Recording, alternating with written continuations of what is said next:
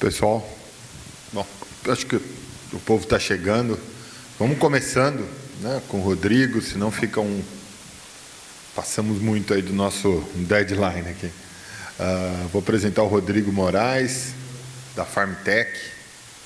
Acho que pode ser bem no estilo igual foi a outra apresentação, algo um pouco mais informal. E aí a gente te enche de pergunta depois. Obrigado. Bom dia, pessoal. Só entender aqui, tem politécnicos aqui? Não, Não? Quem é da Poli aqui? São poucos, né?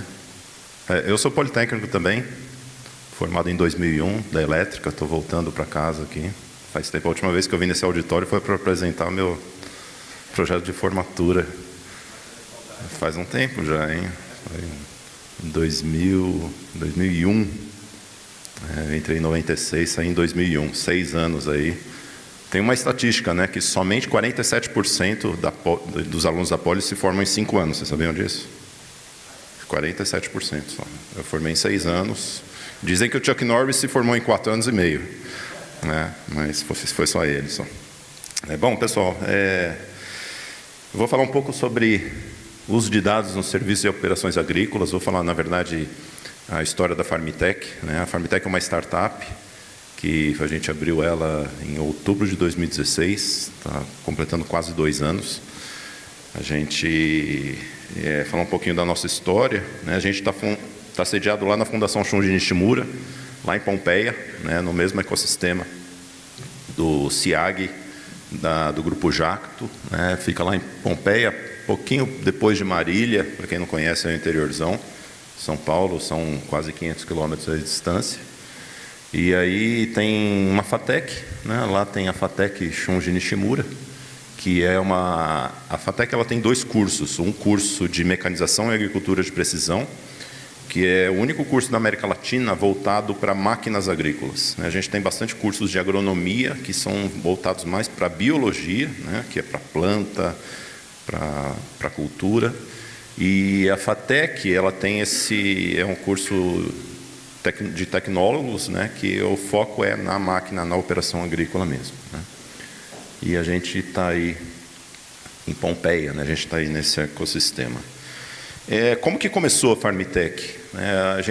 A FarmTech é uma startup, e toda startup a gente precisa de um motivo, né? O principal motivo que a gente tinha é que a gente tem um alto desperdício na cadeia de operação agrícola. Desde o plantio, né, passando pela distribuição de adubo, na pulverização e na colheita, a gente tem um desperdício em função da máquina agrícola, ela está desregulada, ou o operador da máquina ele não sabe o que está fazendo, né? Então, isso daí dá 6% no plantio, 21% na distribuição, 18% na pulverização e 6% na colheita. Aqui estão os valores em reais, o quanto isso significa, né? Então, se você pega aí uma propriedade que seja, até que seja pequena, né? Sei lá, 100 hectares aí, né? Então, você coloca aí o quanto, faz as contas aí, isso é valor por hectare, né? Então, um cara que tem 1.000 hectares, ele vai desperdiçar, às vezes, 140 mil reais aí na distribuição de adubo, vai desperdiçar 150 mil no pulverizador. Isso somente pelo fato do operador ele não estar treinado ou da máquina ela estar desregulada. São desperdícios realmente que existem, né? Então, baseado nisso, a FarmTech, a gente resolveu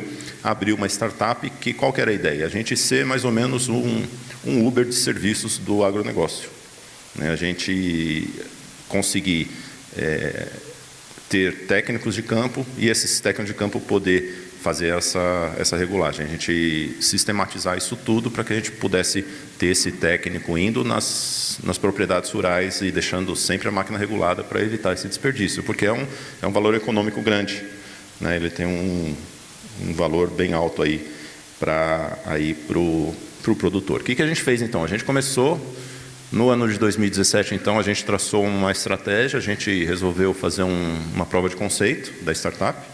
A gente fez um protótipo, que qual que era a ideia? A gente ia pegar um raio de 100 quilômetros lá de Pompeia, fizemos 2 equipes de campo, vamos vamos para campo, vamos testar, né? Que é legal.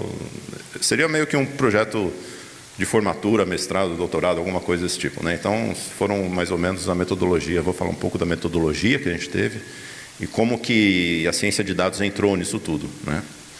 Então, a gente resolveu traçar esse raio aí de 100 quilômetros. Aí a gente tinha, lá perto de Pompeia, a gente tem muito amendoim, café, cana e um pouquinho de soja milho que está subindo, né? O soja milho está subindo do Paraná, está chegando em São Paulo, já está invadindo já. E a cana está ficando para trás, porque as usinas de cana não querem pagar os caras, né, que plantam.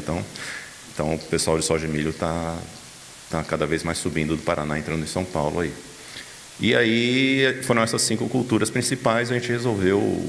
E qual que era o nosso serviço? A gente ia, inspecionava a máquina e dizia para a pessoa se ela estava desperdiçando ou não, né? Tinha um laudo técnico que a gente fazia. Então a gente criou um aplicativo, né, que é um aplicativo de inspeção de máquinas, como um Uber mesmo de serviço, né, que fazia a inspeção da máquina, agendava o serviço, a pessoa já comprava a peça também, né, porque toda a inspeção você precisa necessariamente comprar a peça, né, e contatar os consultores também, né. Então tinha um aplicativo que a pessoa ia lá, fazia a inspeção e já dava um gráfico, né, a gente já colocava um gráfico aí para o produtor, mostrando, olha, o seu pulverizador está bom, está ruim, está desperdiçando, não está desperdiçando, o quanto está desperdiçando, né? Então, ele era um serviço desse tipo aqui. E aí algumas coisas a gente aprendeu nesse processo. E acho que quando o professor Tsen falou, olha, vai lá, explica um pouco, acho que conta um pouco da nossa experiência, né? Que é legal a gente aqui na Poli, a gente está lá, aprende, atrás do computador, cara, tudo funciona, é muito legal. Aí quando você descobre que você tem que tirar o tênis, você tem que colocar uma botina, amassar o barro lá, até estava procurando umas fotos lá, eu pensei em fazer até um slide. Você já viu aquele slide lá dos caras falar o que eu digo quando eu falo que eu sou um engenheiro, né, de Big Data no agronegócio, né? Os caras pensam que eu estou lá, né? Aí ia mostrar foto eu debaixo da máquina instalando sensor, né? Porque esse é o mundo real, né, disso tudo aí. E aí a gente tinha um relatório, né? E a dica número 1, né, realmente é que nem acho que a gente falou um pouco, foi uma das perguntas e acho que até o Denis comentou isso na apresentação dele, né, que a gente tem que usar variáveis que o cara entenda. Não adianta eu chegar para o cara com dashboard, né? Deixa eu mostrar um pouco aqui para vocês o que é o relatório de inspeção que a gente tinha, né? A gente tinha um relatório de inspeção que a gente dava, né? Tinha um monte de coisa. A gente começou mostrando para o cara, olha, a gente tinha um plano de inspeção lá de mais de 100 coisas que a gente inspecionava, parte elétrica, parte hidráulica, filtro, um monte de coisa, né? Eu fiz um software doido, mostrando um monte de coisa para o cara, né? Olha, você tem que trocar. Fiz um software também que ele pega, já diz qual, no final já te dá a ordem de serviço automaticamente, em função da inspeção que você fez, né? Uma coisa bem legal, né? E te dá um gráfico aqui, olha, em azul estão os bicos. Aqui é uma inspeção de um pulverizador. Pulverizador, para quem não sabe, ele tem uma barra bem grande e tem vários bicos de pulverizador, onde sai o herbicida, o fungicida, né? Enfim, o que está sendo pulverizado. E aí eu digo, olha, tal bico ele está desperdiçando muito, está desperdiçando pouco, precisa trocar todos os bicos, não precisa trocar, né? Às vezes tem problemas que o cara não sabe usar o GPS e dá sobreposição, ele já passou naquela área, está desperdiçando também, né? Tem uma desperdição, às vezes o cara joga mais veneno ou o cara joga 2 vezes onde não precisava, era só jogar uma vez só. Então a gente mostrava isso tudo. Só que no final o cara olhava todos esses dados, aí, pô, legal, né? Mas eu não sou engenheiro, né? Aí a gente, uma das aprendizados que a gente teve é que a gente precisava fazer um resumo executivo para o cara. A gente precisava dizer, olha, o resumo da ópera é o seguinte, tua máquina está desperdiçando R$139 mil por ano. Isso é uma inspeção real, tá? E aí o cara olhava assim, legal, mas quanto custa para consertar? Custa R$5 mil. Legal. Então a gente tinha uma conversão de serviço aí da faixa de 92%. Essa é a nossa taxa de conversão quando a gente faz a inspeção para poder fazer o serviço. Por quê? Porque não adianta, litros por hectare, coeficiente de variação de reais, real eu entendo, né? Então, acho que é muito importante, a gente trabalha com ciência de dados, a gente saber, conseguir comunicar variáveis com que o usuário ele saiba ter bem isso daí, né? E outra coisa que a gente fazia também, a gente tinha uma nota, né? Uma avaliação. Mesmo nota, a gente colocava a nota, tua nota é 7,61, e daí? Mas fala, olha, você está em lugar número 60, 60º lugar de 318. Eu falo, não, preciso melhorar, né? Porque o produtor é assim, cara, ele não importa o que eu esteja, mas eu tenho que estar melhor que o meu vizinho. Entendeu? Não sei se eu estou bom ou se eu estou ruim, mas eu tenho que ter produzido melhor que o meu vizinho. Se eu estou pior que o meu vizinho, aí não pode. Não importa o resto, mas importa o meu vizinho, né? Então a gente colocava esse ranking aí, que aí isso mexe com o brilho do cara, né? Pô, o cara do campo Então a gente tinha esse relatório, né? Então acho que essa primeira lição grande que a gente teve foi justamente essa, né? Usar variáveis que pessoas comuns possam entender, né? A gente trabalha com ciência de dados, entender bem qual que é a linguagem que as pessoas vão entender. Não adianta a gente chegar com dashboards, um monte de coisa, gráficos. A gente precisa entender quem que é usuário, entender bem qual é o tipo de linguagem que ele fala e o que ele entende. Então, a gente tinha esse relatório de inspeção técnica que a gente foi mudando com o tempo, até que a gente conseguiu. Existe um aplicativo hoje, o aplicativo chama Pulverize, ele está de graça para o pessoal baixar, onde o próprio cara pode fazer a inspeção dele. Ele vai lá, coloca lá os dados de operação dele e ele já dá todos esses gráficos aí. E é uma coisa legal que a gente vai pegando esses dados dele também, né? Então, é uma coisa que a gente colocou aí, um aplicativo que está de graça, aí tá na Play Store.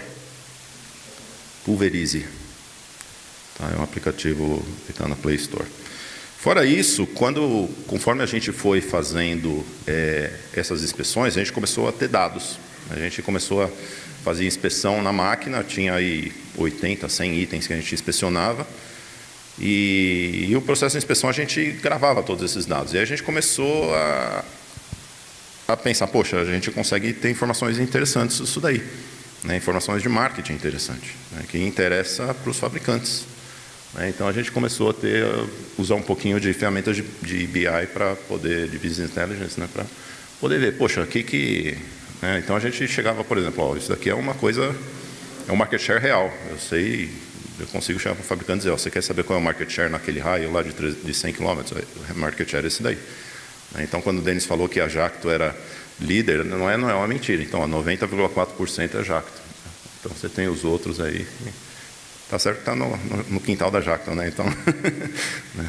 Mas é um dado real, né? Então, são ferramentas que a gente consegue com dados, a gente extrair informações não só técnicas, não só que interessam para o produtor, mas que interessam para outros atores da cadeia também.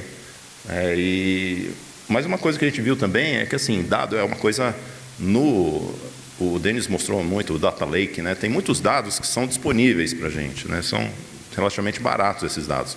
Por exemplo, quando você quer saber dado de usuário, você vai no Facebook, cria um webbot, alguma coisa. É barato isso aí. Você vai lá, senta, faz um script Python e você consegue ter dados. Mas no agro, cara, é muito caro os dados. É muito caro você instalar um sensor, mandar uma equipe técnica lá com carro, pagar técnico, que nem a gente conseguiu fazer 300 máquinas. Foram 4 técnicos, 2 carros, um ano inteiro pagando esse pessoal. Então, é uma coisa cara, né? Então, a gente fala de Big Data, a gente fala de ciência de dados. No agro, tem coisas que a gente tem muito dado. Então, você pega a imagem de satélite. Você tem anos e anos do Landsat aí, que você tem imagens que você pode pegar, baixar, tratar. Você tem dados climáticos de quantos pontos no Brasil. Você tem muitos dados. Mas, quando se trata em algumas aplicações, você tem que saber o que você está fazendo, porque é muito caro. Você faz errado, né? Você acaba tendo problemas, né? Então, a gente tinha isso, foram mais de 300 máquinas, a gente sabia máquinas, qual é o modelo de máquina mais utilizado, né? E outras informações. Isso daqui é o bico inspecionado, então qual que era a marca do bico. Isso era uma coisa interessante, que a gente até chegou a mostrar, né, na época, para a própria Jacto. A gente mostrou, olha, poxa, vocês têm 90% das máquinas, né? Mas dessas máquinas, vocês têm só 47% dos bicos, né? Ou seja, conforme o pessoal vai usando máquina, ele deixa de usar o seu bico e começa a usar o bico do concorrente, né? Provavelmente o seu trabalho de pós-venda não está bom nessas áreas aí. Vocês estão perdendo muito share, né? Market share nos bicos, né? Então, a gente fez até um trabalho que a gente aumentou, sei lá, 6 vezes a quantidade de bicos que era vendido naquela região. A gente fez um trabalho em cima, conjunto, e foi bastante sucesso também.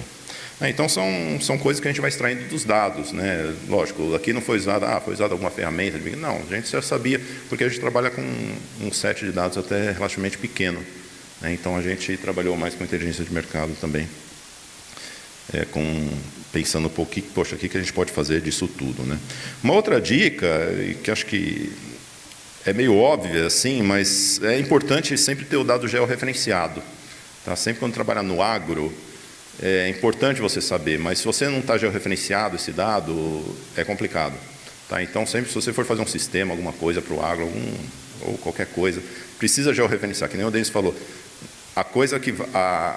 o dado que é feito lá em Pompeia não é o dado que vale em Piracicaba, né? E os próprios agrônomos sabem, né? Quando você faz uma dissertação de mestrado, o cara fala, olha, eu usei isso daqui nessa condição, nessa latitude e longitude, porque se eu andar 50 quilômetros, o cultivar, né, a variação a semente tem que ser diferente, eu não posso usar a mesma semente, porque o relevo é diferente, temperatura é diferente, clima é diferente, né? Então, os dados têm que ser georreferenciados. E a gente tinha os dados georreferenciados, né, e dava informações interessantes também, né, porque a georreferência, ela acaba trazendo também informações desse tipo. Poxa, eu sei que tem 29 caras que estão querendo comprar um pulverizador novo.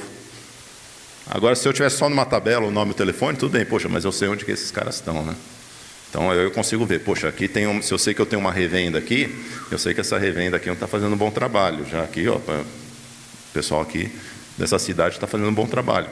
Mas aqui, ó, tem um monte de cara querendo comprar aqui perto, sei lá, dessa cidade aqui, de Vera Cruz, e os vendedores aí estão comendo sopa, né? Então, são dados interessantes, a gente consegue georreferenciar e tem informações de inteligência de mercado em função também, né, poxa, tem esses caras aí que estão em estado precário, pulverizador. De novo, você percebe, ó, são nichos aqui que tem. Aqui é basicamente tudo plantado, né? Mas aqui você tem um problema, tá vendo? Ó, você tem aqui, por exemplo, Vera Cruz, aqui é a área de café. Poxa, você tem vários caras aqui que estão pulverizador estado precário, os caras não estão querendo trocar máquina. O que está acontecendo, né? Poxa, o vendedor não está indo lá, o que está acontecendo? Então, a gente consegue extrair informações de marketing através de informações de uma pesquisa que a gente faz, de uma inspeção que a gente fazia em campo, né? E coisas desse tipo também, caras que estão insatisfeitos, clientes que estão insatisfeitos com o fabricante da máquina, né? Poxa, eu sei quem que são esses caras, onde que eles estão, georreferenciadamente também. Então, a gente consegue saber o porquê que estão insatisfeitos, qual que é o grau de satisfação. Então, tudo isso a ciência de dados a gente acabou utilizando, porque a ciência de dados ela acaba ampliando os horizontes do nosso negócio, né? Porque até então a gente era uma empresa que fazia, a gente fazia inspeção, uma empresa técnica, né? De consultoria técnica, mas a gente consegue ser uma empresa que consegue ver aí informações de trade marketing aí para as empresas, para poder, né, ter informações de marketing aí, para poder tomar ações em vendas, em outros departamentos também, né? Então, essa foi uma das coisas que a gente fez em 2017, a gente acabou tendo todos esses dados, né? E aí, em 2018, a gente começou uma segunda fase, né? Que é, o negócio funciona, o negócio é legal, vamos, então, abrir. Então, a gente tinha duas frentes, uma é conseguir clientes e outra é conseguir os motoristas do Uber, né, que são os prestadores de serviço, né? Então, seriam esses caras que iriam prestar o serviço. Como que isso vai fazer? Então, a gente tinha essas duas grandes atividades. A primeira, cadastrar novos clientes, e a outra, cadastrar novos prestadores de serviço.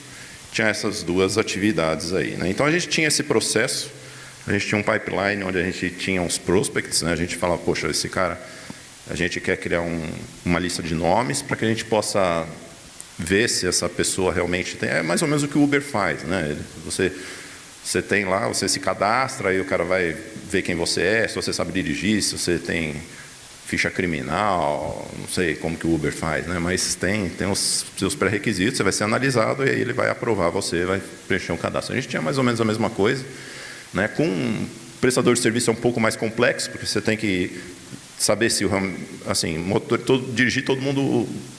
Creio que todo mundo aqui sabe dirigir, né? Mas saber dar manutenção numa máquina agrícola não é mais tecnificado, né? Então, isso é um pouco mais complexo. Então, por isso que tem esse processo um pouco mais longo. E aí a gente tem a dica número 3, né? inclua cientista de dados em todos os projetos da sua empresa. Ontem a gente falou um pouco de CDO, né? Teve uma palestra falando sobre o Chief Data Officer, né? E a importância dele numa empresa. E isso é real, tá? Eu quero dizer para você que tudo que você vai fazer, e a gente que é engenheiro, a gente acha que a gente sabe tudo, né? Mas os cientistas da computação realmente eles conseguem enxergar coisas, né? Na verdade, a ciência de computação e o Big Data conseguem enxergar coisas que a gente não consegue. E aí que está, acho que é a grande sacada do Big Data, né? E o que a gente fazia, né? Então, o que a gente fez? A gente tinha um processo onde a gente tinha algumas pessoas que tinham umas listas de nomes de prestadores de serviços, né? De contatos que a gente já tinha. Mas a gente falou, poxa, peraí, isso aí pode ser mais inteligente. Então, o que a gente fez? A gente migrou um pouco, a gente era um pouco mais ligado dos núcleos da FATEC, muito mais ligado à mecanização e agricultura da precisão, que mexia com máquina. A gente falou, não, vamos pegar um pessoal do Big Data lá. Fomos lá, contratamos 5 estagiários lá do Big Data. Ah, legal, o que vocês sabem fazer? O pessoal estava no terceiro semestre. No primeiro semestre a gente só aprendeu a fazer webbots, né, que são os robozinhos que vão na web e pegam coisa. Ah, beleza, então usa isso daí, tenta achar alguma coisa. Aí o pessoal fez uns webbots lá usando Selenium, ia lá no Facebook. Né, então, foi as ferramentas que a gente usava aí, né, nisso tudo, e também no marketing e venda digital também. A gente usava isso daí para poder impulsionar. Poxa, eu não vou indicar serviço para um cara que é de São Paulo. O cara não sabe o que é um pulverizador. Bom, mas o cara que está lá, está em Sinop, né? Vou mostrar para ele, vou dizer para ele que com certeza esse cara está ligado ao agro, né? O cara posta foto dirigindo trator. Pô, esse cara é o foco que eu tenho, né? Então foi feito todo um trabalho, né, para a gente conseguir. É uma coisa interessante, porque a gente chegava para os caras, a gente precisa de uma lista de clientes aí. A gente precisa de uma lista de clientes aí, vamos ver o que vocês acham aí. Aí em 3 dias o cara acharam 17 mil, cara, entendeu? Assim, foi coisa de louco, assim. A gente, mas cliente é fácil, mas cliente na verdade é o segundo passo. A gente precisa achar primeiro o prestador de serviço, é o maior problema nosso, é achar o prestador de serviço. Porque não adianta eu ter clientes, não adianta você ter dos aplicativos do Uber, o primeiro que tem que sair é o do motorista do táxi, né? Você tem que ter um motorista para você poder ter o serviço. Então a gente foi atrás mais da parte dos prestadores de serviço, né? Então a gente fez algumas campanhas, né? E aqui acho que mostra interessante, isso é o nosso pré-cadastro, são coisas que a gente fazia. Aqui era a toada que a gente estava, né? Era aí o número, a variação que a gente tinha orgânica, né, onde a gente ia fazendo, ligando para as pessoas e aumentando o número de prestadores de serviços que tinham interesse e se cadastravam. E aqui foram algumas campanhas que a gente fez automáticas com webbots, com chatbots, né? Então a gente fez 3 grandes campanhas, né? A primeira, a segunda e a terceira, e a gente vê que realmente você tem muita diferença, né? Olha a quantidade de pessoas que quando você faz uma campanha, não foi nem uma campanha paga no Facebook. O Facebook tem umas campanhas que você pode pagar, né, para fazer. Não foi nada pago, foi tudo orgânico. Mas, assim, era um orgânico que eu sabia para quem que eu estava mandando, né? Então, isso daí você tem muito mais assertividade. Quando você tem os seus dados, quando você sabe, poxa, eu vou chamar o cara que já presta serviço. Eu sei, pelas postagens dele do Facebook, pelo perfil dele do LinkedIn, eu sei que ele é um prestador de serviço, ele está ligado ao agro, ele conhece máquinas, ele conhece o pulverizador, conhece distribuidor, conhece trator, né? Então a gente fazia e aí era muito maior, né, a quantidade de adesão, né? Então, e a gente fazia por picos, porque senão a gente não dava conta também de poder tratar esses dados, né? Então foram fases que a gente foi fazendo, né? Então e aí caras do Brasil inteiro, né? Em 2 meses a gente tinha todos esses caras querendo se cadastrar aí, né, na nossa rede. A gente fez uma rede chamada Rede Agrícola, né, e aí a gente dava a oportunidade da pessoa poder se cadastrar e poder ter esse chamado todo aí, né. Bom, é isso, pessoal. Acho que um pouquinho aí, dizer um pouco como que a ciência de dados ajudou a gente, tá? Tem o meu contato aí, tá? Se vocês quiserem fazer uma pergunta, alguma coisa, à disposição. Mas essa é a aventura de como que...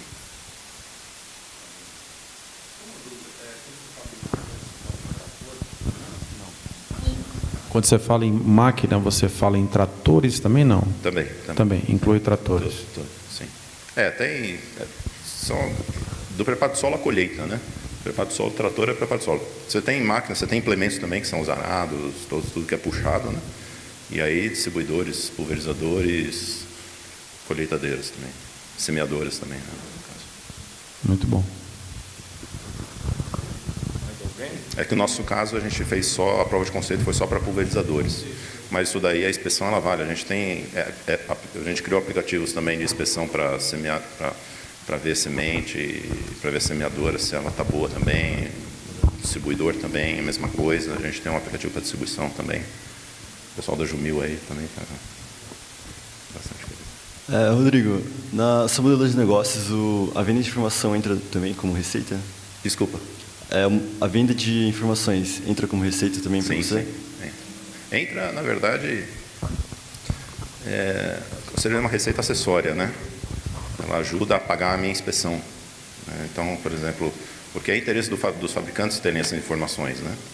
Mas ela não seria o principal, mas seria uma boa fonte de receita, principalmente para ajudar a pagar a inspeção, porque ela é muito cara, né? O processo de inspeção ele é caro. Então... Bom dia, Rodrigo. Obrigada pela vasta informação que você trouxe hoje. Você mencionou sobre sensores. Eu queria saber se dá para quantificar quanto de informação você obtém de sensores, e mais ou menos, né? E quanto de informação você obtém através das inspeções.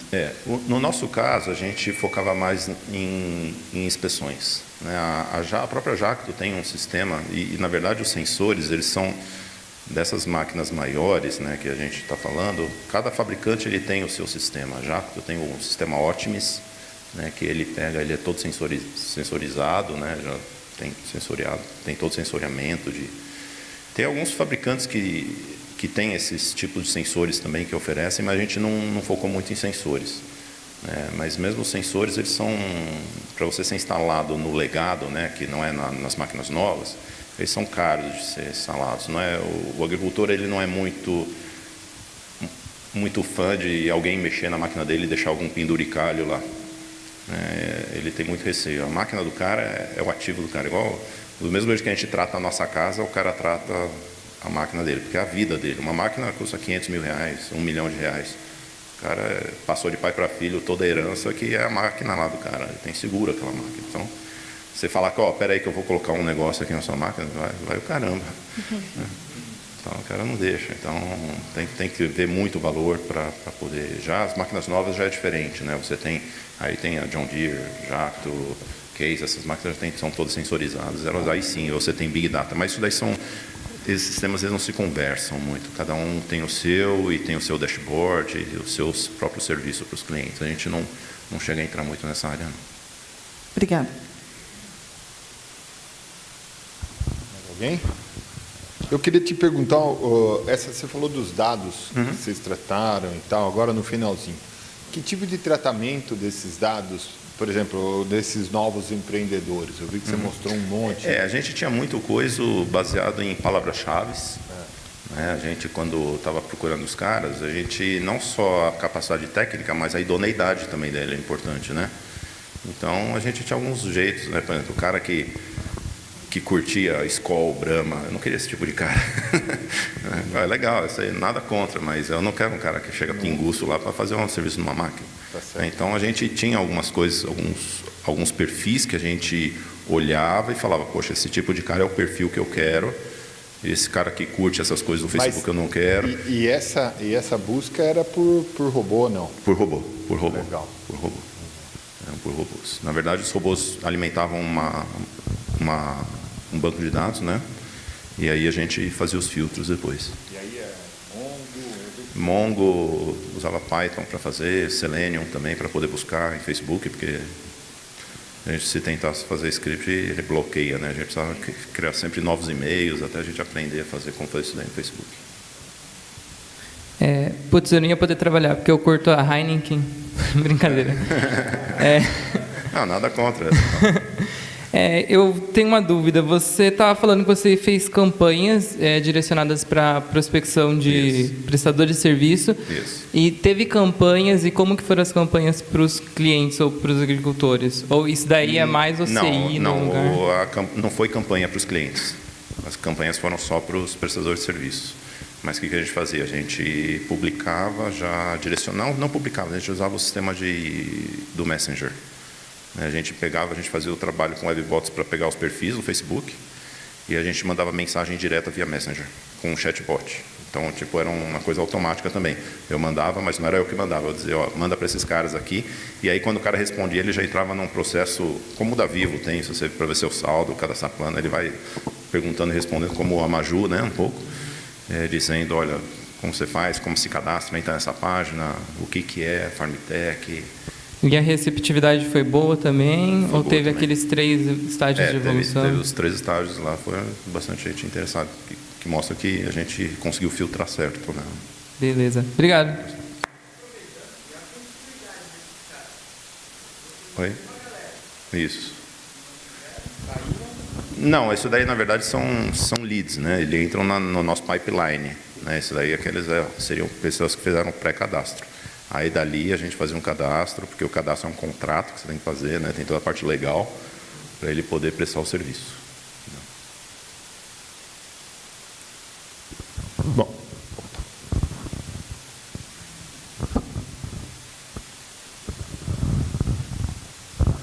Olá.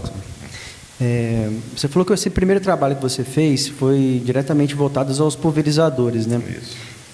Essa parte do serviço, de você saber quando que o cliente está precisando da manutenção, quando ele está precisando de uma compra nova, ou peça, ou seja, uma máquina nova, como que vocês conseguiram adquirir esse conhecimento de saber esse momento certo?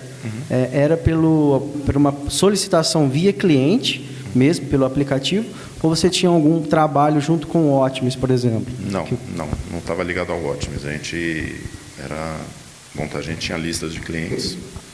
A gente ligava para o cliente, a gente está oferecendo um programa de inspeção gratuita, né? Aí o cara quer, né? Você fala, vamos de graça aí, ver se tua máquina está desperdiçando ou não. Então era um programa porque a gente tinha uma conversão muito alta, né? Então isso aí compensa, isso aí se pagava, né? Então a gente tinha uma conversão alta. Sim, Mas a gente não sabia o que ia encontrar lá. Mas qual que é a ideia da FarmTech? A ideia inicial nossa, quando a gente começou, qual que é o pulo do gato? O Brasil é muito grande. Os pequenos e médios, a pequena e média indústria, ela não consegue chegar no Brasil inteiro. É muito caro. Você vai no Mato Grosso, você encontra as montaninhas, né, da John Deere, algumas da Case, da Jacto, mas os menores você não encontra. E qual que é a ideia? Aproveitar o cara que já está indo lá para prestar o serviço, para que ele possa identificar outras coisas e poder vender produtos também.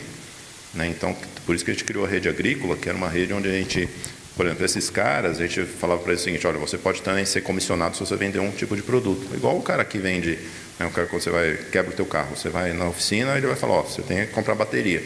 Aí você compra a bateria, ele ganha uma comissão ali, daquilo lá. Né? Então, a gente acabou criando, a gente se juntou aí vários fabricantes também, e aí a gente atuava também como uma revenda, né? E aí a gente deixava com que esses caras pudessem vender produtos também. Então a gente ganhava não só no serviço, uma comissão no serviço, mas também na revenda de produtos, que é até maior, né? A receita é até maior na venda de produtos. Porque o cara aproveita que o cara está lá, igual aqueles caras que tem Kombi, né? O cara vende chinela havaiana, cândida, tudo que você imaginar, o cara já está lá, ele já vende para você. A ideia era essa, né? Que o cara pudesse identificar, aproveitar que ele já tem um relacionamento e poder fazer já essas vendas aí para ele. Certo, e só complementando, depois que você tinha um primeiro contato com o cliente que fazia, vamos supor, uma primeira manutenção, você colocaria ele num banco de dados seu, um cadastro dele, Sim. que você conseguiria, por exemplo, prever alguma manutenção futura, alguma coisa assim? A gente chegou a trabalhar com ideia de ter aplicativos para manutenção preventiva, tudo isso está no nosso roadmap. É que, cara, tem que focar, né? Mas tem um bom mercado para isso, que é a manutenção preventiva. Mas isso daí, gerar alerta, essas coisas para o usuário, criar aplicativo usuário, isso aí não funciona. Funciona é o cara receber a visita lá de alguém que ter o contato. O que o produtor precisa é ter alguém com ele lá. Ele precisa ter essa firmeza que alguém está com ele lá. Né? Então a gente, e por isso que a gente usava o próprio prestador de serviço, a gente suportar ele, né? Beleza, obrigado. Só mais uma pergunta na linha do que o colega falou. Então, vocês faziam uma condição diferenciada junto aos prestadores na hora de ofertar um produto lá, uma peça, coisa assim? Olha, a peça era mais ou menos 30% a 40% mais cara do que no balcão. A condição especial é eu estar com ele. Condição especial, então, você está presente lá. É igual quando você vai na oficina. Se você chega na oficina, se você for trocar uma bateria do teu carro, ele vai falar, é R$200. Se você for no buscapé.com.br, você vai achar lá R$130, mas você vai fazer com o cara de 200, porque você já está lá. A mesma coisa, o cara aproveita que já está lá, faz, poxa, eu estou gastando 130 mil. Se eu esperar um dia, eu perdi. Né? Então, a gente acaba conseguindo até colocar essa peça mais cara. Então, condição especial... Pela comodidade, né, de você estar lá do lado. O fato já está lá, é a comodidade da pessoa estar lá. Não tem o deslocamento, não acaba que isso daí não se sustenta também, né? Mas depois a gente teve um trabalho, a gente abaixou e tinha o preço mais ou menos de todas as revendas. Mas no começo a gente comprava da revenda para revender para o cara. E a gente tinha que colocar esse preço, mas o cara pagava, ele não está aí, porque o que importa para ele é alguém que está com ele. E resolver o problema dele. Ok. Eu vi que no mapa ali vocês estão atuando quase no Brasil inteiro. Na verdade, vocês estão atuando no Brasil inteiro ou está cadastrado no Brasil inteiro? Não estamos atuando no Brasil inteiro. Tá, e hoje está na região do Mato Grosso? Qual região que está? Tem bastante gente no Mato Grosso. Depois eu posso passar para você aqui. Mas a dúvida é a seguinte, vocês estão sentindo diferença de comportamento para cada região? Vocês estão entrando novas regiões? A gente, na verdade, quando a gente fez o pré-cadastro, foi uma surpresa para a gente, porque pintou o Brasil inteiro, né? Só que a gente, para poder crescer certo, a gente começou só por São Paulo. A gente falou, não dá para... Cara, eu tenho que mandar peça para o cara lá no Mato Grosso, tem ST, CFOP diferente, coisa que você... O que é isso? Isso daí é coisa de contabilidade. Startup não está acostumado com essas coisas, então falando, não, começa pequeno, igual falaram ontem, start small, move fast. Só complementando, então, você, quando mapeou o Brasil inteiro, você consegue também identificar que tipo de máquina que tem lá, que tipo de veículo? Não, isso daí foi dos prestadores de serviço. E que estado que esses equipamentos estão? Né? Isso foi do prestador de serviço. Mas quando é feita a inspeção, por exemplo, onde a gente tratou, eu sei, o cara, quando eu chego na fazenda, eu fazia só pulverizador, mas eu já fazia inventário da fazenda inteira, né? Eu sei o que o cara tem lá, o que ele precisa, eu conseguia vender essa informação depois. Mais alguém? Estamos no nosso horário aí, então vamos agradecer o Rodrigo novamente. Muito obrigado, Rodrigo. Vamos dar continuidade com... Desculpa, era no lugar do Lobão, esqueci. Felipe, que é da SP Venture, right?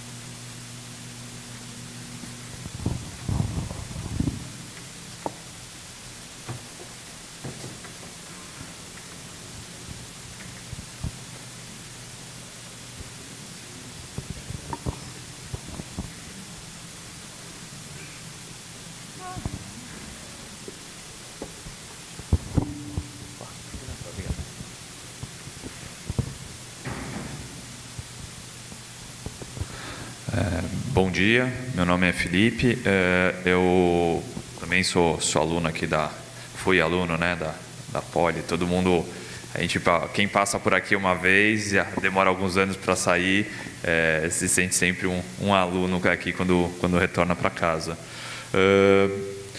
Falar um pouquinho mais da SP, para vocês entenderem o que a gente faz, e aí introduzir um pouquinho mais um pouquinho das empresas que a gente acaba acompanhando. A SP Ventures é uma gestora de recursos, o nosso foco é fazer investimento.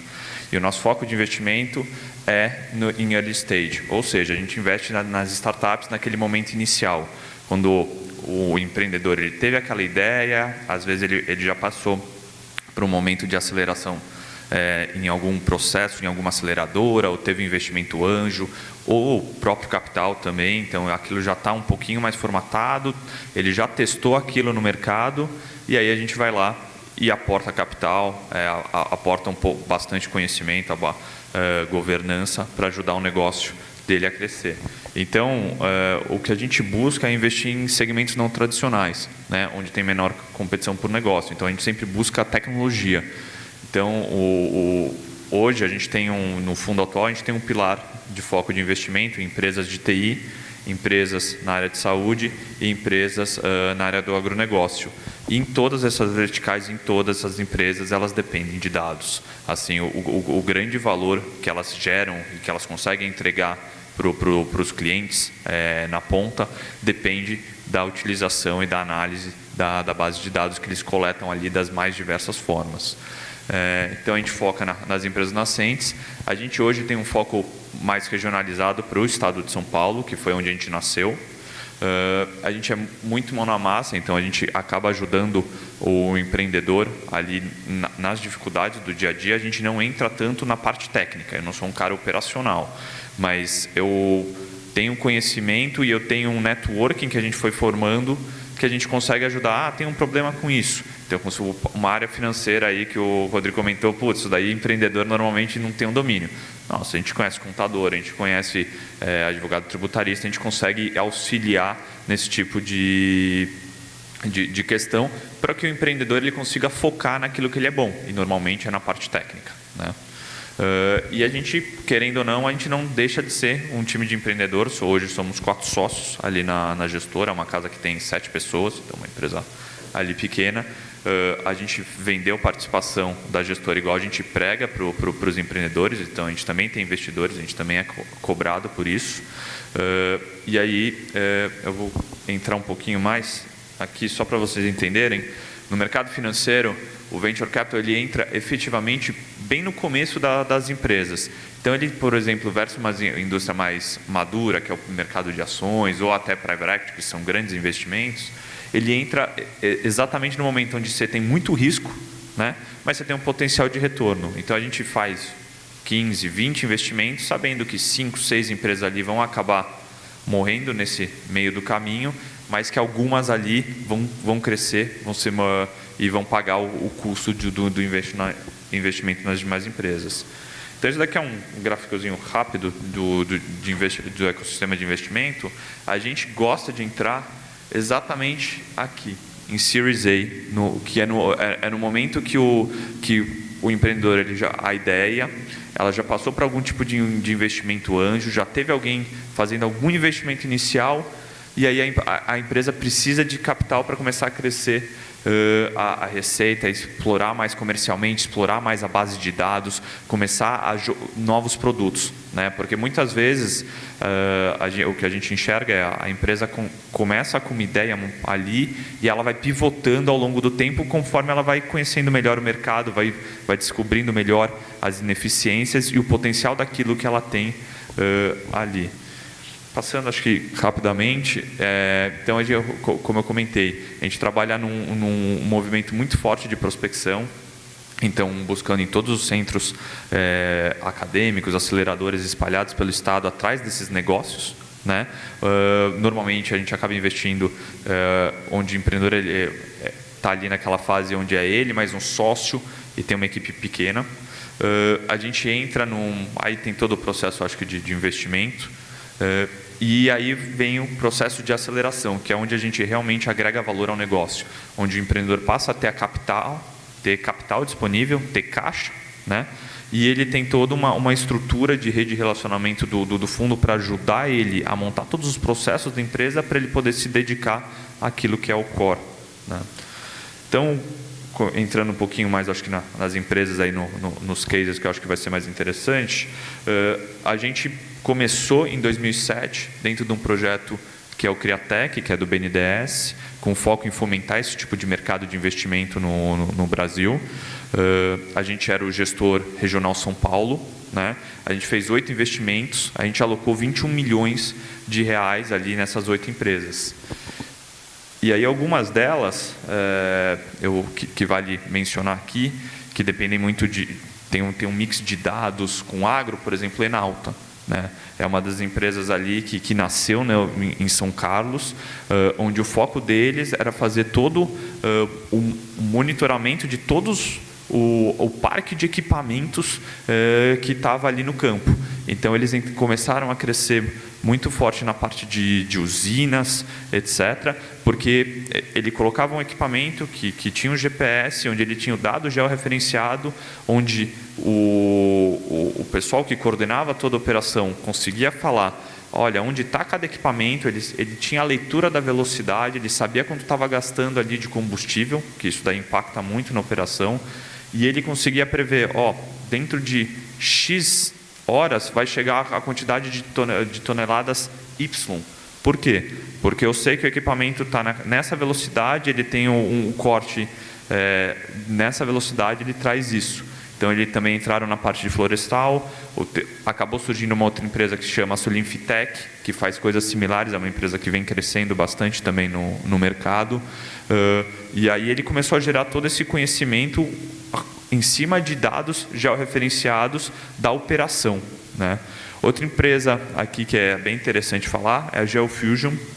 Ela é uma companhia que ela surgiu com a seguinte ideia, de pegar diversas bases de dados distintas, públicas e privadas, georreferenciadas, e sobrepor ela para correlacionar dados, focados em ajudar empresas, desde pequena a grandes empresas, a entender melhor o seu negócio. Então, por exemplo, um exemplo interessante, o que ele fazia? Ele conseguia pegar diversas bases, até hoje a empresa pega essas bases, e chegava no McDonald's e analisava uma loja. Então, ele pegava aquela loja, porque cada loja do McDonald's tem algumas nuances diferentes, a quantidade de caixa, a quantidade de funcionários, a quantidade de mesas, como é que funciona.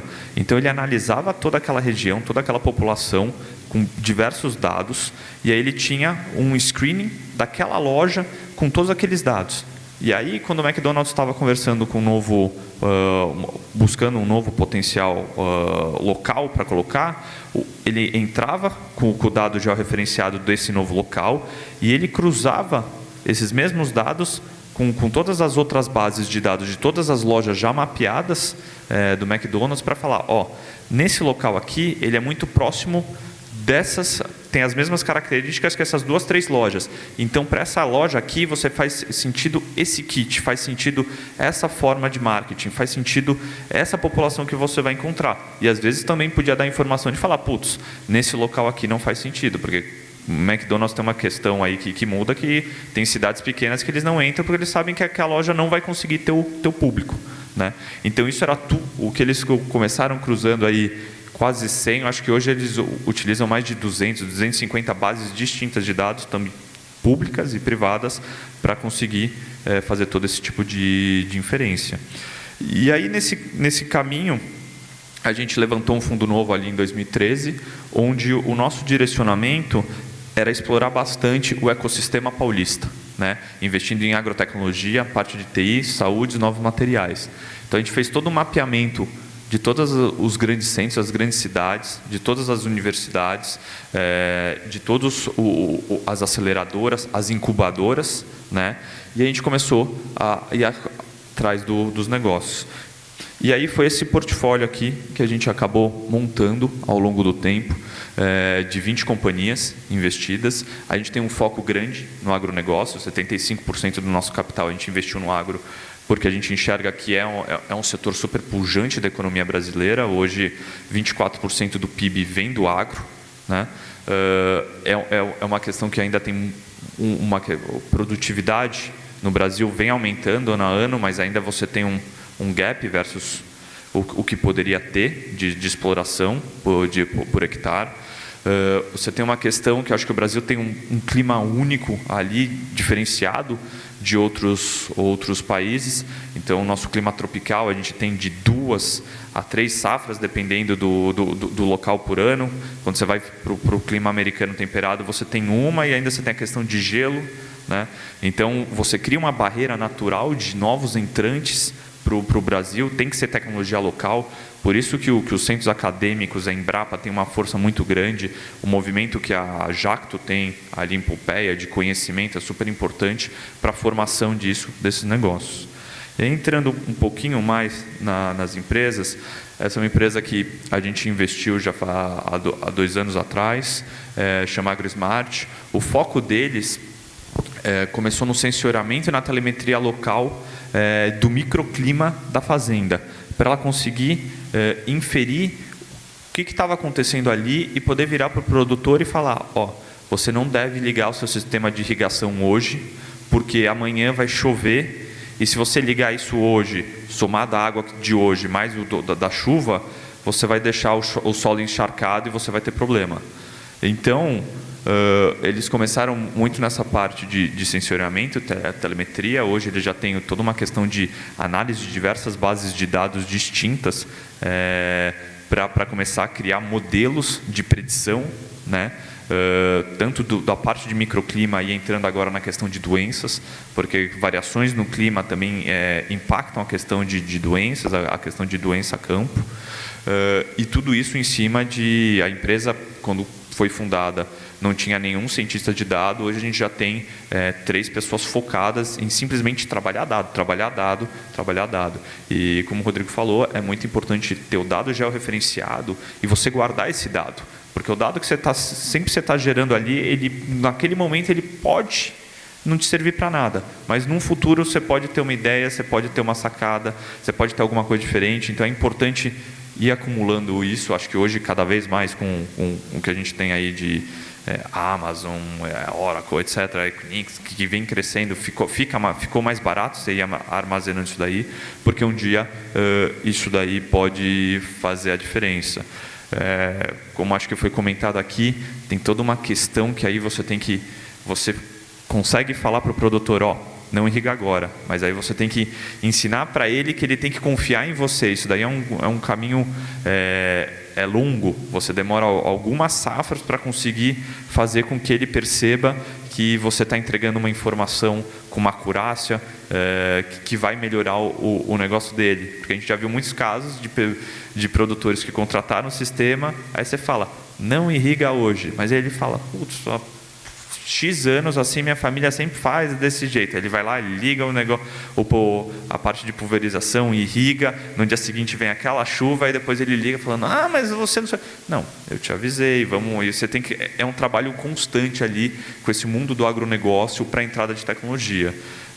Mas o que a gente vê investindo há mais de 10 anos, eu já estou na SP Ventures há 6, que a cabeça do produtor está cada vez mais aberta e mais receptiva para a parte de tecnologia no agronegócio, né? Principalmente porque a gente está tendo um movimento de gerações, onde uma nova geração veio para as grandes cidades, está se formando nos melhores centros e está voltando para o campo falando, putz, pai, eu vi isso daqui e esse negócio de aplicativo, isso daí tem base, né? Mas é um movimento lento, né? E aí a gente luta por isso. A Agronal é uma empresa interessante, é uma empresa que utiliza imagem de satélite, ela tem todos as questões de análise de algumas características do solo que são tradicionais, a parte de temperatura, toda a questão de índices de NDVI, mas o grande diferencial dela é um algoritmo termodinâmico que foi desenvolvido para a predição de safra. Então, hoje, a empresa está focada muito no setor financeiro, né, de grandes bancos, seguradoras, trades agrícolas que financiam o mercado ali, financiam o produtor, onde ela pega imagens de satélite, ela faz todo o tratamento de dados, ela utiliza o algoritmo para conseguir inferir, esse produtor deve produzir na média 50 hectares, 50 sacas por hectare, ou 60, e a média da região é 45, ou é 75 e ele está abaixo. Então, é uma série de informações que para o produtor é interessante, mas ele só tem interesse ali no momento da colheita efetivamente. Mas para os bancos, para quem financia a cadeia, ele quer monitorar, ele quer saber qual que é o risco que ele tem ali de defaultar. E aí, hoje, a Agronal tem um trabalho muito forte com análise de dados, com inteligência artificial, para começar a predizer qual é a cultura que está ali pelo simples análise da imagem. Porque hoje, inicialmente, a gente precisa que você me fale, aqui tem cana, aqui tem milho, aqui tem soja, para eu conseguir fazer meu algoritmo rodar, porque eu tenho algumas questões ali que eu tive que analisar para conseguir saber que aquilo, o algoritmo para soja é diferente do para milho. A ideia é que com a inteligência artificial, futuramente, e a gente está fazendo muito... a gente tem hoje 4 máquinas rodando isso 24 horas para treinar e cada vez mais algoritmo. A gente já está conseguindo aumentar bastante a assertividade para o próprio sistema da plataforma já identificar qual que é a cultura e conseguir passar aquela análise de dado. Então, a nossa ideia é que futuramente o Brasil inteiro vai estar de forma constante mapeada, porque hoje a gente tem imagens de satélites praticamente aí disponíveis diariamente, e eu vou conseguir fazer isso sem o produtor me falar. Eu vou saber daquela macro-região, eu não vou saber onde é a fazenda dele, porque se ele quiser saber da fazenda dele, ele vai ter que me delimitar ali o polígono e falar. Mas eu vou ter dados gerais de todas as culturas ali de produtividade. A Inseres é uma outra empresa focada em agricultura de precisão. É uma empresa que tem uma história interessante. Ela foi fundada por um consultor agrícola. Então, o que aconteceu? Ele fazia o trabalho tradicional de ir até os produtores, prestar serviço de consultoria, e ele fazia aquilo de forma, muitas vezes manual, utilizando Excel ou utilizando softwares legados, de uma em uma ali.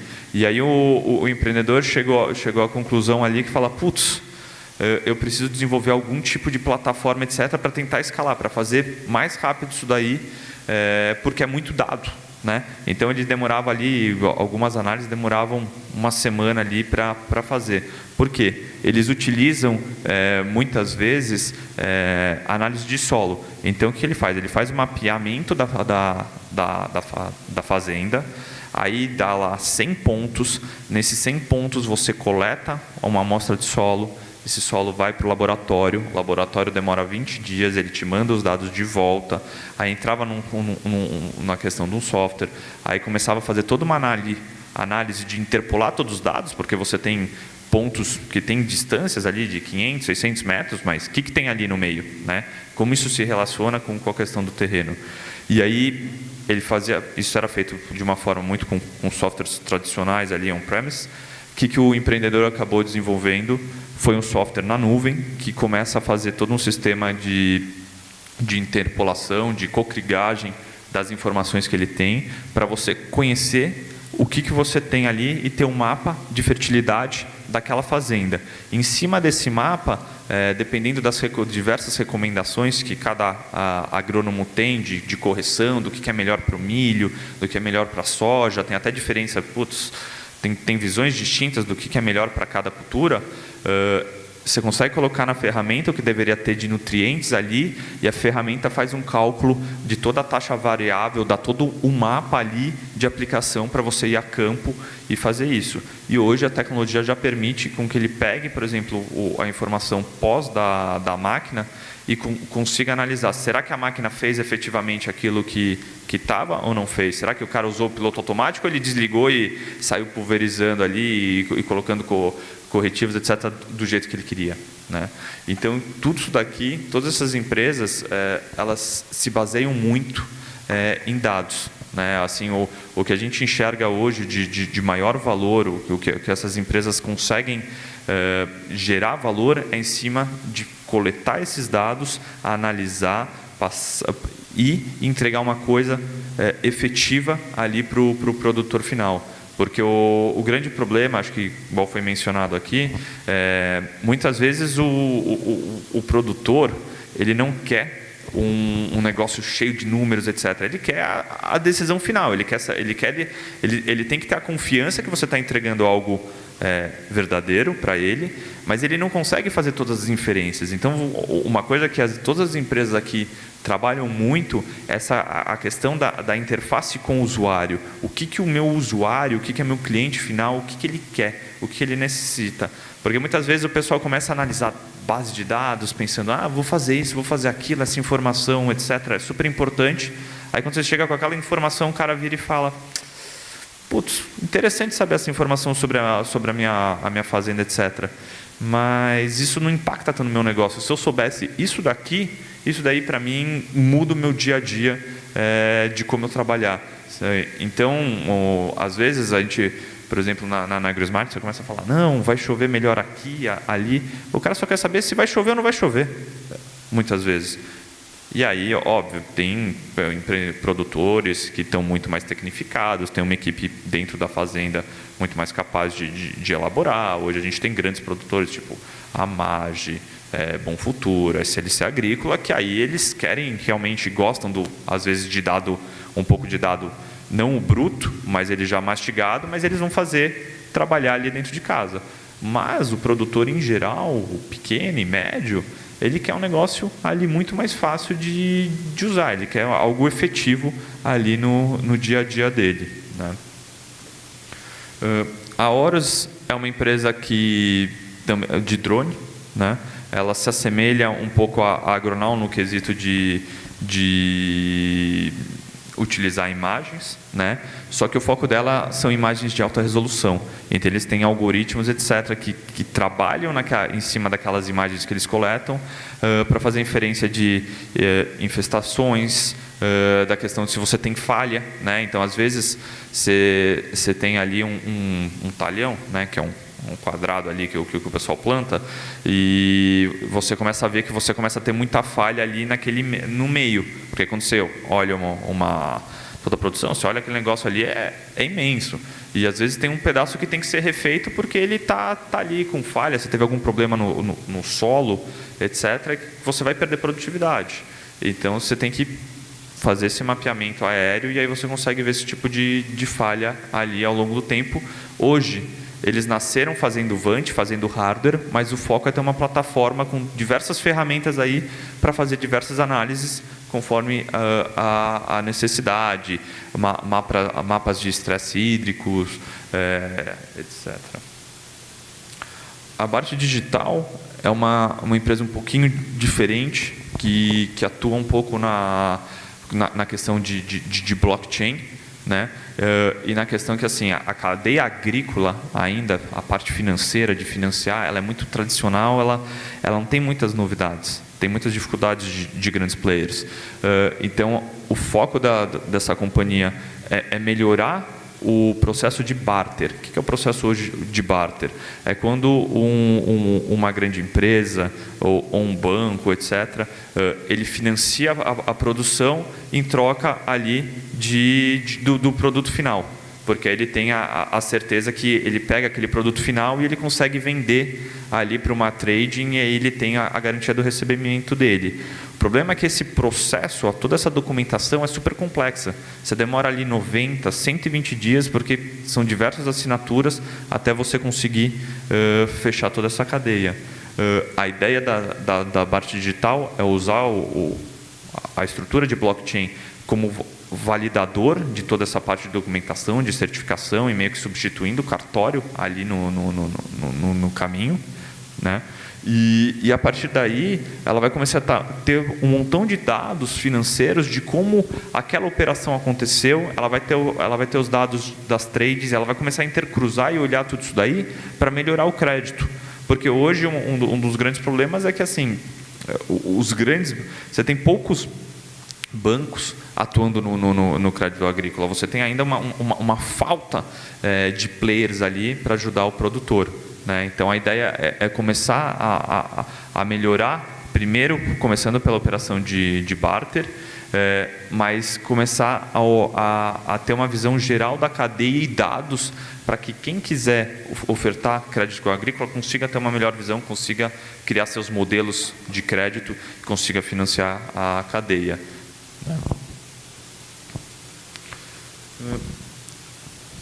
Aí comentando, a Gênica é uma empresa um pouquinho diferente, o foco deles é na parte de biológicos, né? Então parece que a gente só investe em agricultura digital, mas a gente também tem alguns players biológicos. É uma empresa focada em produzir inimigos naturais, né? de forma massal ali, então pode ser bactérias, podem ser fungos, pode ser vírus, podem ser macro-organismos para controle de pragas ali no campo. Então, ao invés de você usar um fertilizante, não, você usar um produto químico, você utiliza o produto biológico. E você também pode fazer um manejo integrado de pragas, que é usar o produto biológico com um produto químico biocompatível para você ter um alimento mais saudável, você ter um controle onde você não fica selecionando cada vez mais aquela população que é resistente ao teu químico, né? Porque o produto biológico ele ataca de forma geral para controle de pragas. A Agro é uma outra empresa interessante que utiliza, o foco deles é ajudar o produtor no manejo da lavoura e fazer a integração do dado agrícola com o dado financeiro. Qual que é o grande problema que tem? Você tem muito produtor que ele vai comprando ali fertilizante, ele tem o equipamento prestando serviço na área dele, mas ele não consegue mensurar o quanto ele está gastando naquele talhão. É meio que um sacão fechado, onde ele sabe que ele jogou X mil reais ali ao longo da safra, e no final da safra ele tirou tanto. Mas ele não consegue saber aonde ele foi mais ou menos eficiente, aonde é que estão as lacunas. Então, o foco da Agro, do sistema deles, é, ajudar o produtor a organizar as tarefas deles do dia a dia, e aí ele começa a coletar todos os dados de tudo que está sendo feito em cada talhão, de forma georreferenciada. E aí o produtor, né, ele tem que entrar com os dados financeiros de quanto ele está pagando o funcionário, de quanto custou o equipamento, de quanto custou aquela semente, de quanto custou o fertilizante, de quanto custou o químico, porque aí ele começa, e quanto ele aplicou, quais são as taxas. Então ele começa a fazer cruzar todos esses dados para o produtor ter um output final de falar, naquele talhão você acabou tendo prejuízo. Você tem que checar aquilo porque você acabou gastando demais com mão de obra, você gastou demais com fertilizante. Nesses outros talhões, você foi assim, você consegue começar a ter uma visão dessa parte financeira, né? E você consegue fazer toda a sua gestão do dia a dia das tarefas ali que tem que ser executadas na lavoura, né? A Spec Lab, acho que é uma empresa legal para comentar. Ela nasceu de uma parceria que os sócios fundadores fizeram com o pessoal da Embrapa, onde ela usa a tecnologia de infravermelho próximo para fazer análise de solo. Então, aquelas análises que eu comentei ali, que o pessoal precisa fazer para saber o que tem naquele solo, o que precisa ser corrigido, etc., demoram 15, 20 dias em laboratório. O que eles fizeram? Com essa tecnologia, eles conseguem ler ali e eles ficam com toda a curva com a espectrometria do que tem naquele solo. E eles, ao longo do tempo, criaram uma biblioteca com mais de 1000 amostras espalhadas pelo Brasil de diferentes solos, onde elas foram analisadas em laboratório. Então, ele tem uma tradicional, né? Foi jogado dentro de um banco de dados gigante e ele tem a imagem da espectrometria. Então, ele cruzou isso num algoritmo onde você faz uma leitura ali em 30 segundos, vai na base de dados, por comparação, busca ali qual que é o tipo de solo, qual que são as questões químicas ali, e aí retorna um dado ali em minutos, versus uma análise tradicional que demoraria 15, 20 dias. Então, você ganha uma velocidade muito grande e e o grande foco da empresa é derrubar o custo de agricultura de precisão, porque isso vai massificar ela, né? E a tecnologia é super escalável. Então, você fala, putz, essa tecnologia funciona aqui no Brasil. Eu quero ir para a África, Se eu começar a coletar diversas amostras de solo da África, óbvio, eu já tenho muitas amostras similares aqui do Brasil que funcionam, mas eu consigo jogar dentro da minha base de dados. A base de dados ela vai se retroalimentando e aprendendo e se tornando cada vez mais eficiente nisso daí, né? Porque para cada parâmetro químico é um algoritmo distinto de análise, e aí ele começa a fazer a análise daquele local. Deixa eu ver. A Promip também é uma outra empresa que dessa parte de produzir controle biológico, focada mais em macro-organismos. Então, ela faz aquelas vespas, né, para controle de lagartas. Ela faz tem foco também no percevejo da soja. Tem a questão de ácaros predadores para controles em culturas de maior valor agregado, como morango, hortaliças, hortifruti, né? E todas as empresas, mesmo as empresas de biológicos, elas têm um lado de pesquisa muito forte, onde assim é muita base de dados, é muita informação já referenciada que você começa a coletar de onde são as pragas, aonde é que está surgindo, você consegue criar um mapa, né, de como está caminhando. Assim, às vezes a gente tem um problema numa safra, numa região do Brasil, onde o pessoal técnico consegue falar, então na próxima safra provavelmente a gente vai se espalhar para essa região pelo jeito que a praga se comporta no campo, né? É bem interessante. Hoje, o que a gente acabou fazendo foi colocar um escritório nosso em Piracicaba. A gente fica aqui em São Paulo, mas a gente tem um escritório desde o início do ano passado ali na usina de inovação perto da Desalc, que é um dos maiores centros aí de agronomia, né? Onde tem muito profissional sendo formado, onde tem muita startup do agronegócio surgindo ali, praticamente, não vou fazer diariamente, mas mensalmente a gente escuta de um novo projeto, né? Acho que quando a gente começou a investir ali no agronegócio, em 2008, 2009, a gente via 1, 2 empresas começando a olhar para essas questões. Nos últimos 2 anos, isso já mudou. Nos últimos 2 anos, a gente já viu mais de 250 a 300 empresas novas surgindo, né? E a cada dia são novos negócios são criados no agro, olhando essa parte de agricultura digital, com dados. O agronegócio ele é muito carente, ele ainda tem um espaço muito grande de trabalho. Como eu mostrei, se você for olhar, são diversas tecnologias, você fala, putz, mas cada empresa, elas não poderiam estar todas juntas numa única plataforma? Sim, poderiam. Talvez esse é uma visão que a gente tem de um futuro, de médio e longo prazo. Hoje o produtor ele vai muito atrás daquela dor, daquilo que é mais latente para ele, e ele vai resolvendo ponto a ponto. Mas mais para frente, todas essas informações conseguem se integrar para quase gerir uma fazenda ali de forma automática, num futuro mais longe, com todas essas diferentes bases de dados que estão sendo coletadas ali, de clima, de solo, toda a parte dos equipamentos de informações, da parte das sementes, né? Acho que o Brasil teve alguns grandes saltos ali. A questão da Embrapa na soja fez a gente expandir o horizonte agrícola ali para a região do Mato Piba, né? E o Brasil hoje é um potencial na soja, acho que passou os Estados Unidos em questão de soja. Então, todos os nossos negócios ali, hoje a gente tem um grande foco. Nosso próximo fundo vai ser um fundo focado em tecnologias para o agronegócio, e aí de A a Z, desde biotecnologias até tecnologias digitais para o agro. Tem acho que 2 empresas que são legais de comentar. Uma é a Nexto, que é uma empresa também de alunos politécnicos, que o foco deles é com RFID, com IoT, coletar dados, né? Eles nasceram ali na parte de data centers, mas hoje eles fazem rastreamento de ativos. Hoje eles já têm sensores ativos de coleta de temperatura, umidade, abertura de porta.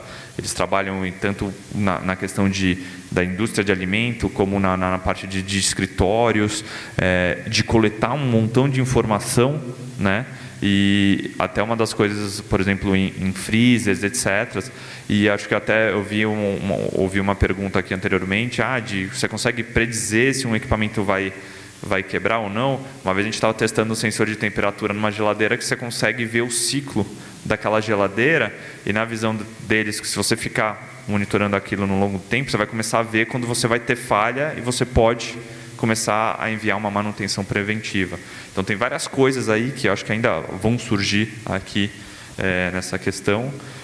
E por último, essa é uma empresa, a Lupion, é uma empresa super interessante.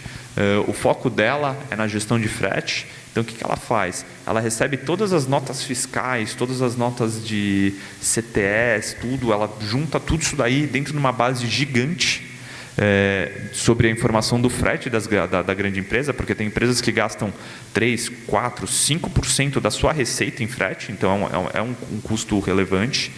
Ele começa a tratar toda essa base de dados, ele conhece todas a questões das negociações que foram feitas com diferentes transportadores, e ele começa a cruzar essa informação para falar o seguinte: essa transportadora está te cobrando a mais ou está te cobrando a menos, porque essa e essa taxa aqui foram aplicadas da forma errada, porque foi assim que foi acordado.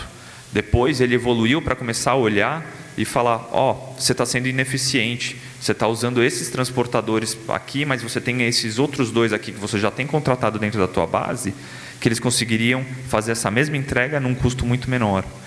E hoje ele já trabalha na questão de redução, né? de me traz todo o seu histórico, eu rodo dentro de todo o dado que eu coletei e eu te dou as rotas e as transportadoras mais eficientes. Tudo isso baseado em coleta de dados e em análise de dados. Acho que era isso. Acho que eu tenho mais algumas outras empresas, mas é um pouquinho similar, né? O nosso grande foco é investir em empresas de tecnologia. A gente enxerga aqui hoje cada vez mais, e aí que é o interessante, as grandes empresas que são os potenciais compradores dessas empresas, cada vez mais é valorizado as bases de dados, as informações que você tem ali, o BI, né, que todo mundo fala ali, o quanto você consegue agregar com aquela análise valor ao negócio, né? A gente conhece alguns casos ali já de compras no mercado já de agrotecnologia, onde não se olhou receita, a empresa tinha uma receita baixa, mas se pagou um valor muito alto pela companhia ali, pela base de dados, pelo potencial que ela tinha de coletar informação ali no caso do agricultor, para poder ser utilizado pela empresa ali para levar o seu serviço no cara certo, para entender o que está acontecendo no campo, para ser muito mais assertivo, né? Então, o que a gente enxerga hoje é que todas as nossas empresas, elas juntam os dados dela ali, por mais que elas não usam hoje, aquilo está guardado e armazenado, que pode ser alguma coisa para o futuro. E todas elas buscam, de algum jeito, ter algum tipo de produto de BI, de análise, de levar algum conhecimento a mais em cima daquilo que ela está coletando, comparando as diversas amostras que ela tem de diversos produtores, com diversas práticas em diversas regiões, né? E tentando correlacionar aquilo para você tornar a vida do teu cliente, do teu usuário melhor com aquela informação. Acho que era isso. Muito obrigado. De nada. Vamos abrir aí alguém. Acho que vou eu fazer a primeira pergunta. Dessas empresas que vocês estão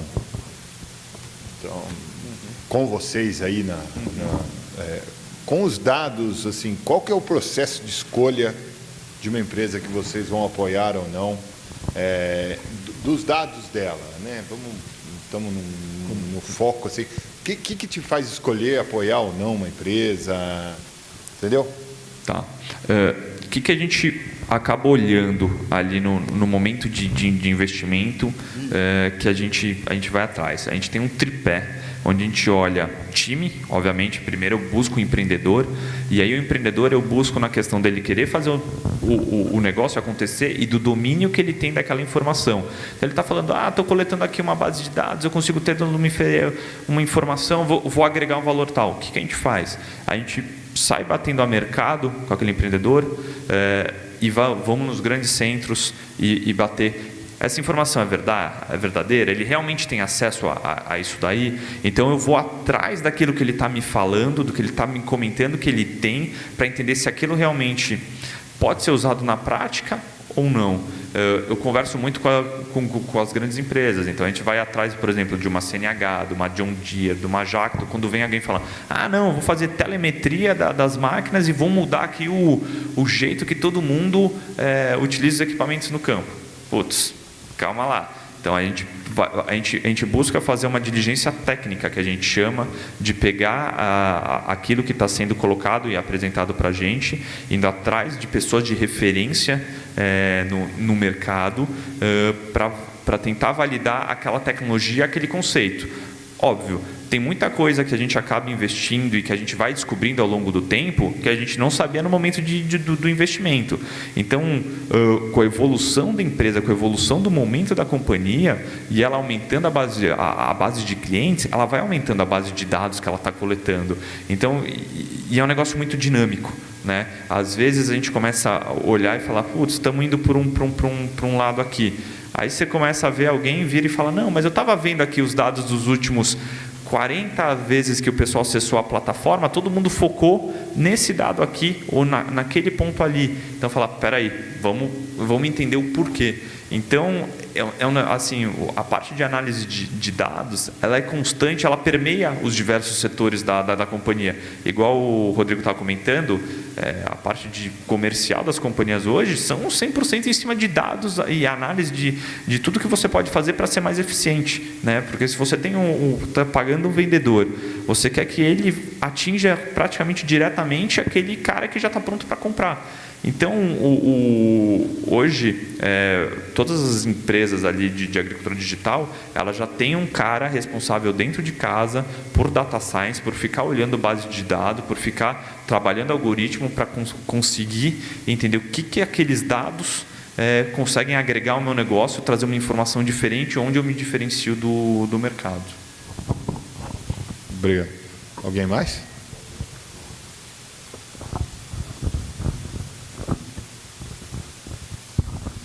Tudo bom, Felipe? Eu vi que vocês mapearam ali a questão de São Paulo, mas vocês estão aplicando em startups de fora. Tem uma até da Argentina. Sim.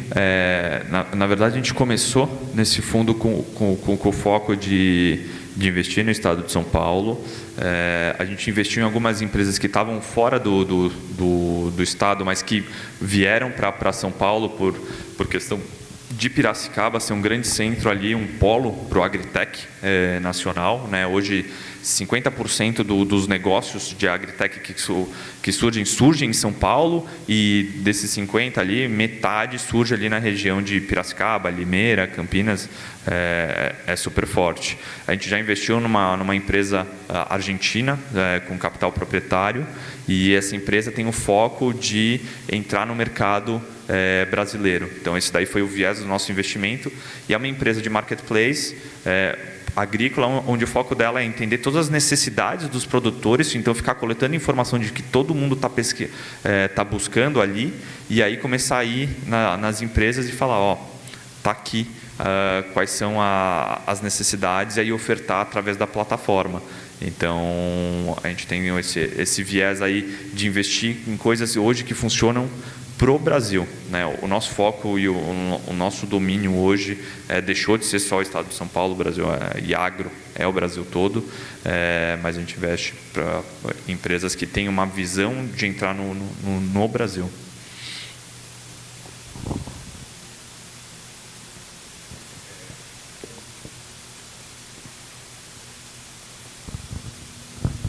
Eu ia fazer uma pergunta semelhante à dele. Nesse processo, conforme aquele gráfico que você mostrou, quando surge a necessidade da empresa de muito caixa para crescer, mas ao mesmo tempo já passou o investimento anjo, etc. Já dá para ver se ela é uma empresa de potencial ou não, né? Só que aí você, para investir nessa empresa, você tem um processo, uma due diligence, como a gente chamaria, né? Uma auditoria nela, para ver se aquilo realmente vai vingar, se vale a pena, etc. E aí, nesse processo, você falou que faz uma checagem com os potenciais clientes, etc. E esse investimento, você pode achar que é bom, que vale a pena, ou pode achar que não, certo? Só que nesse processo, você vai ficar sabendo muitos segredos dessa empresa, né? Os business secrets dela aí. E esses clientes que foram contatados, eles têm amigos, eles podem revelar e passar dicas para potenciais concorrentes. Como é que funciona nesse processo a questão do sigilo, né, da proteção dos dados aí dessa startup? Como a gente faz isso, né? Acho que assim, o primeiro ponto é o foco da SP Ventures, é uma coisa que quando a gente às vezes vai conversar com os empreendedores, falam, não, mas eu não vou abrir, te contar o que eu faço aqui, porque senão você vai copiar meu negócio. A gente vira e fala, não, eu sou bom em investir, em te ajudar na governança e levar a empresa e ajudar na aceleração. Eu não sei fazer o que você faz, você tem o domínio técnico. Então, óbvio, a gente tem todo um contrato de confidencialidade, todo mundo que eu acesso, eu nunca entrego o que é o segredo, eu vou coletando todo tipo de informação que eu possuo do cliente, mas nunca abrindo o que a empresa faz para entregar aquilo, né? Então, é sempre um negócio blindado do ponto de vista da tecnologia. E a gente não tem expertise dentro de casa, eu não entro na minúcia do software, etc., para entender o que ele está fazendo ali por trás. É muito mais conceitual do modelo de negócio, daquela informação. E, se necessário, aí a gente contrata diligências técnicas para avaliar determinado software ou determinada tecnologia, até determinada patente, a gente já contratou quando a gente investiu, mas aí são prestadores de serviço, onde tem todo um contrato de confidencialidade daquilo que ele está olhando. E aí a gente não busca sempre resguardar a companhia, mas é sempre um potencial de... não de risco... tem um potencial de risco, mas é uma coisa que assim, a gente não abre o segredo para quem está fora da empresa, para quem a gente está contactando, para realmente resguardar ela. A gente tenta os macro conceitos em volta daquela tecnologia ali para fazer a validação.